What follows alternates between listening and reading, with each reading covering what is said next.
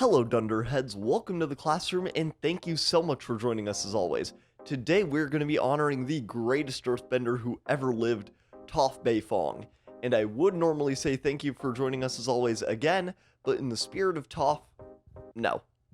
Now if you're a regular viewer of this channel, how you doing baby? Good to see you again. You're looking real nice. Go grab yourself a drink while you watch this. If you're not a regular viewer, then welcome to one of my favorite burgeoning young series, God I Love, insert character here, where we take a criminally, severely underrated character and we give them the love that they so desperately deserve. Which may not totally sound like Toph Beifong, but I think with a character this cool, all you can really do is underrate them. First I covered Usopp, the brave warrior of the sea from the one and only Straw Hat crew. I then covered Katsuki Bakugo, the massively popular deuteragonist of hit series My Hero Academia.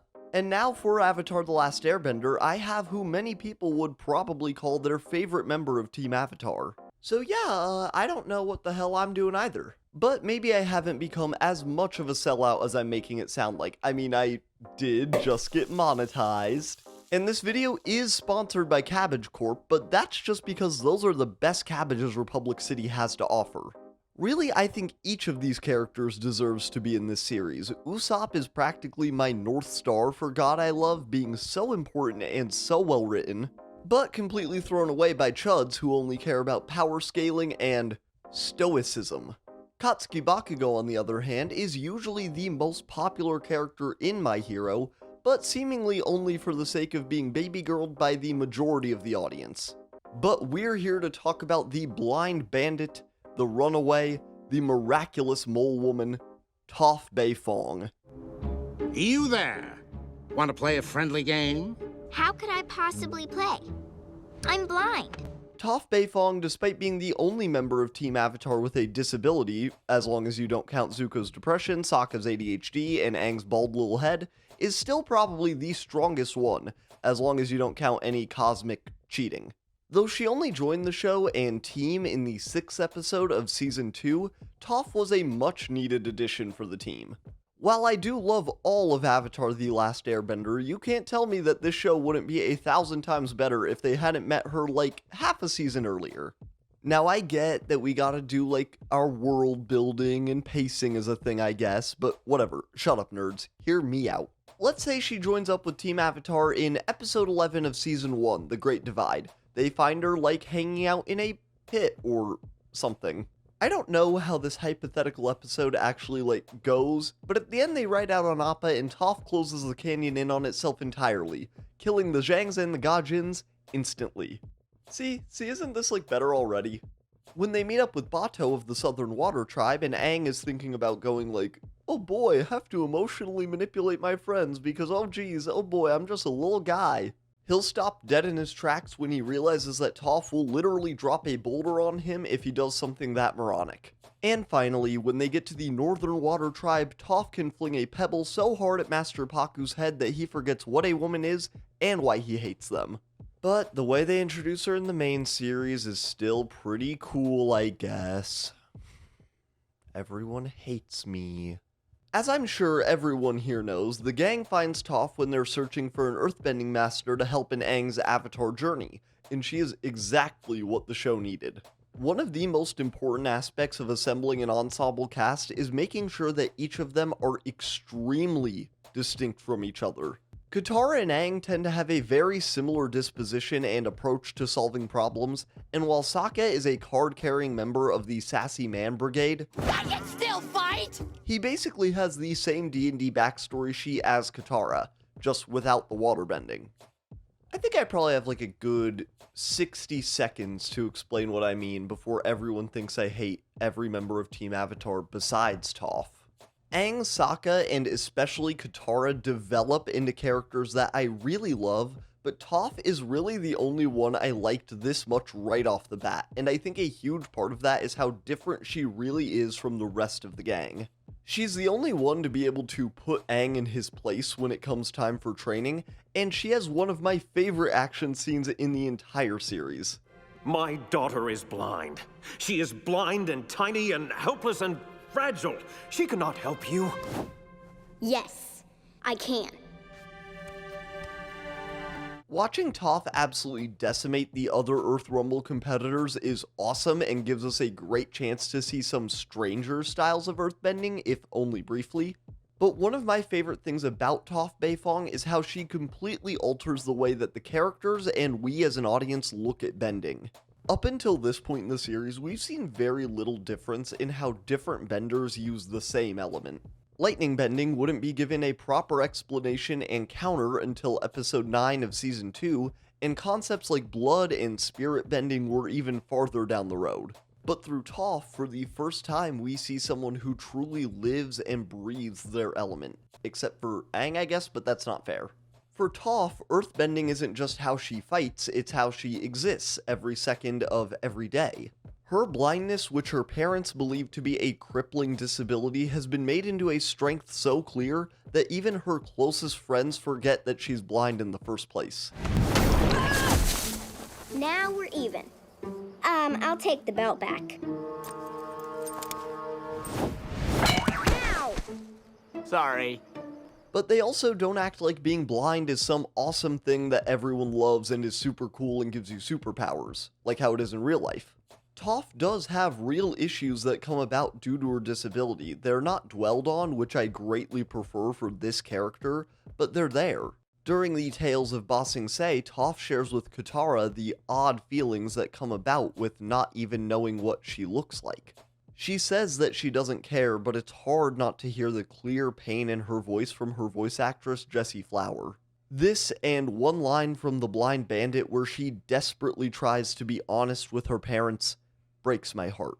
I know I've kept my life secret from you, but you were keeping me secret from the whole world.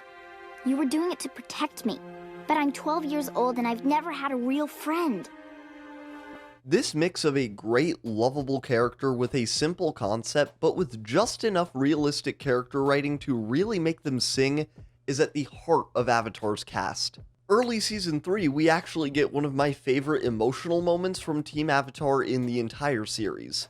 Sokka and Toph share a heart-to-heart because while Toph clearly loves Katara, she isn't sure how to respond to any sort of parental figure without flinging a boulder at them. Sokka then being Toph's only connection to the airship, the two of them facing certain death as Toph surely searches desperately for any way to see, is an incredible moment. And to repay him for this when they both grow up, Toph and Sokka fuck. Like a lot.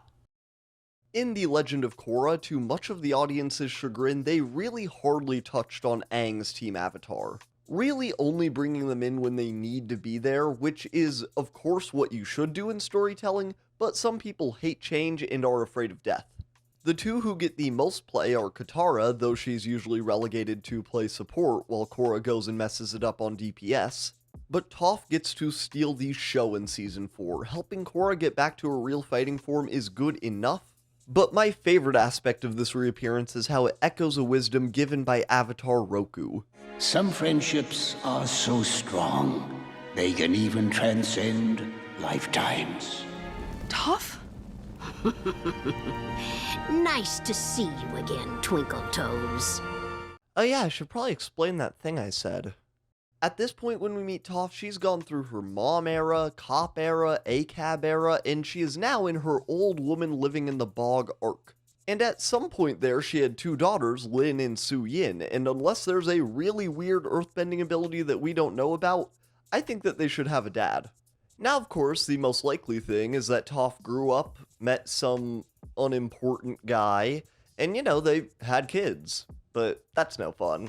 Lin certainly takes after her mother, being a tough-as-nails police chief and even helping out the Avatar once or twice. Su Yin, however, takes after her maybe father a bit more, being dedicated to traveling the world, learning, and even engineering the metal wonder of the world known as the City of Zaofu, because as we all know, engineering is hereditary, I guess. The speculation over Sokka and Toph for me is both a fun idea to joke about and probably the most viable answer we have for the father, except for the some guy theory. We also know practically nothing about what Sokka got up to after the main series and the subsequent comics ended. But I mean, really, who cares? It's a fun fan theory, but whatever guy she may have shacked up with is the actual least important thing ever about Toph Beifong. Earlier, when I said that Toph changed the way that the audience and the characters look at bending, I wasn't lying. In a moment that needs comically little introduction, it being my favorite moment from probably my favorite character in the entire series, Toph is the only member of Team Avatar to invent a new form of bending, as long as we don't count any cosmic cheating. I am the greatest earthbender in the world. Don't you two dunderheads ever forget it. God, come on, Nickelodeon. Let her drop an F-bomb. God, I love Toph Beifong. I am so happy that I finally got to make a video on probably my favorite overall character in all of Avatar, and the greatest earthbender who ever lived. But that is the video for this week, y'all. I'll see y'all next time. Goodbye. I should have a memberships tier actually ready. The initial one should be called the door price. That'll be for $2.99. Because, yeah, I am freshly monetized. It is very exciting. But we'll talk about that more in a sec. I'll see y'all next time. Goodbye.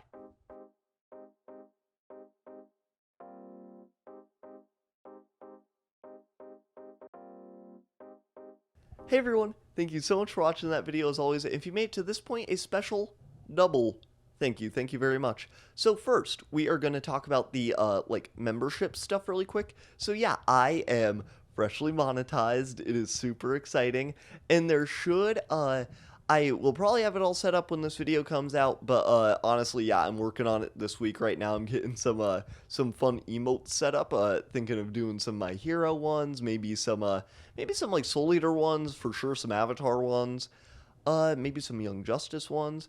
But yeah, the main thing that you'll get with that, so it's called the door price, it's $2.99, and the main thing that you'll get is a monthly comic book, like, video podcast. I'm still honestly working out the kinks of exactly how we're going to do it, but it's going to be a really fun time. We're going to talk about, like, a self-contained comic book or a self-contained manga, you know, something like The Long Halloween, Uzumaki, Day Tripper, Watchmen, The Dissolving Classroom. Those would all be really good options.